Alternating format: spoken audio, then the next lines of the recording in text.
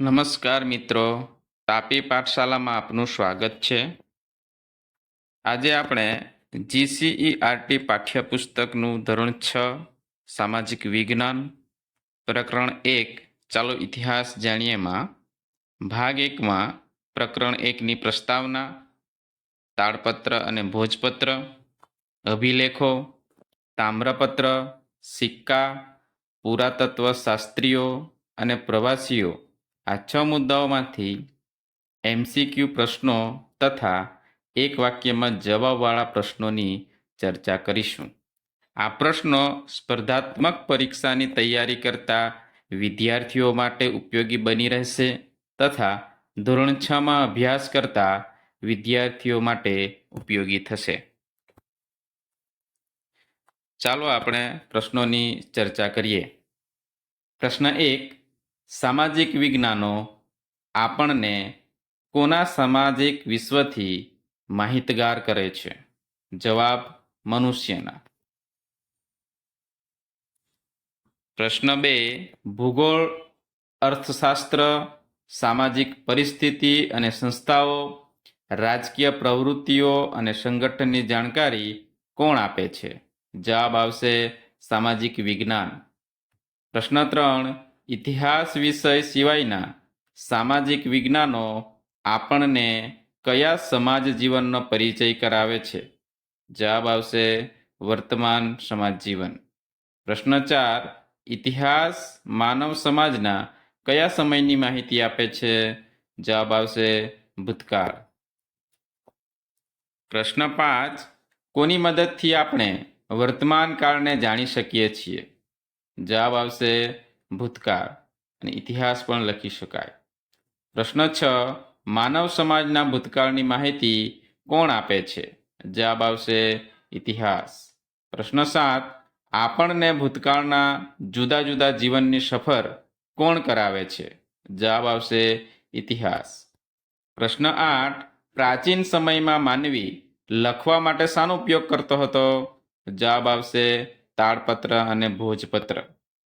પ્રશ્ન 9. પ્રાચીન સમયમાં માનવી લખવા માટે તાડપત્ર કે ભોજપત્રનો ઉપયોગ કરતો, જેને આપણે શું કહીએ છીએ? જવાબ આવશે હસ્તપ્રત. પ્રશ્ન 10. તાડના વૃક્ષના પર્ણ પર લખાયેલી હસ્તપ્રત એટલે?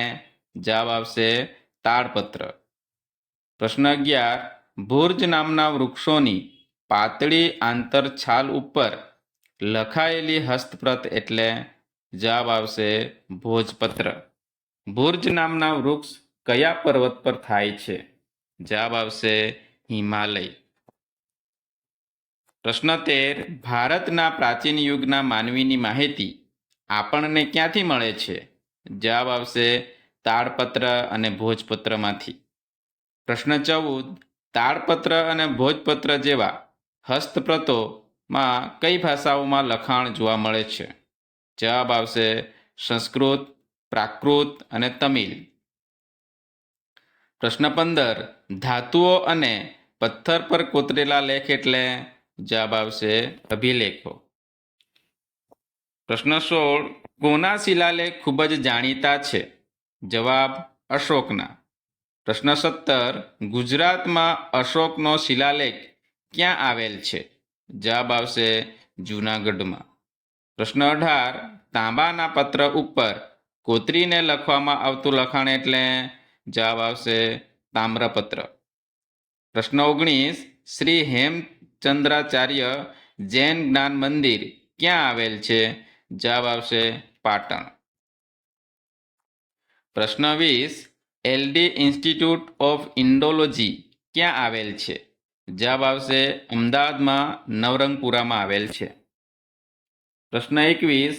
ભોજે અધ્યયન અને સંશોધન વિદ્યાભવન ક્યાં આવેલ છે?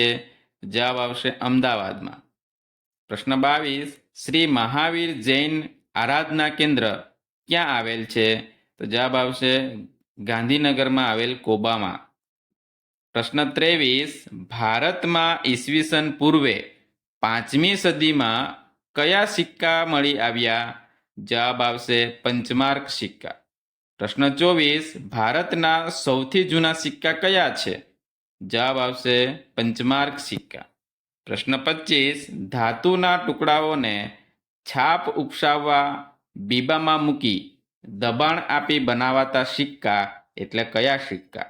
તો જવાબ આવશે પંચમાર્ક સિક્કા. પ્રશ્ન 26 આપણને માનવ સમાજનો ભૂતકાળ જાણવા સંશોધન કરીને માહિતી આપે છે તેને શું કહેવાય? જવાબ આવશે પુરાતત્વ શાસ્ત્રીઓ. પ્રશ્ન 27 મેગેસ્થનીસ ક્યાંનો હતો? જવાબ આવશે યુનાન અથવા તો ગ્રીક પણ કહી શકાય. પ્રશ્ન 28 ભારત આવનાર યાત્રી ફાહિયાન ક્યાંનો હતો? જવાબ આવશે ચીન. પ્રશ્ન 29 ભારત આવનાર યાત્રી યુઅન શ્વાંગ ક્યાંનો હતો? જવાબ આવશે ચીન. વિદ્યાર્થી મિત્રો, તાપી પાઠશાલા ચેનલને સબસ્ક્રાઇબ કરો, નોટિફિકેશન બેલ આઇકનને પ્રેસ કરો, જેથી ભાગ 2નો વિડીયો જલ્દીથી આપના સુધી પહોંચે. આભાર.